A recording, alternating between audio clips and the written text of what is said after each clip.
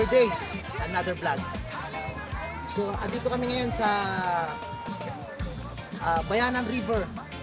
Nagkayayaan ng pamilya. Siyempre, vacation. Habang walang pasok, ito muna ang ganap. Nakita nyo sa likod ko. Ang daming naliligo. Tony DG, ang inyong tropang helper. Dadaling kayo sa lugar na puno ng hiwaga. Magagandang tanawin na sa mata ay magpapamangha.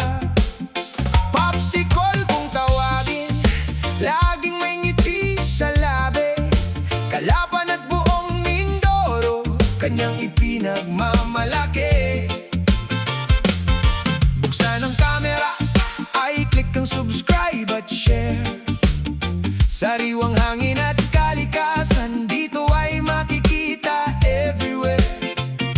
Halina't tuklasin ang ganda ng ating bayan. Kasama si Popsicle, walang iwanan sa daan. Mark Anthony DG, ang Popsicle ng Kalapan. Dadalhin kayo sa paraiso ng ating bayan. Magagandang tanawin sa Mindoro ay ating tuklasin. Ang ganda ng kalikasan ay sabay-sabay nating mahalin. Ganyan ang vlogger ng bayan, may puso at galing. Popsicle ng Mindoro, ang aming hiling. Mula sa asul na dagat hanggang sa kabundukan, ang Kalapan ay may tanging yaman na pwedeng balikan. Sa bawat vlog na ginagawa, may kwento ng kultura. Ipinapakita sa mundo ang ganda ng ating tadhana.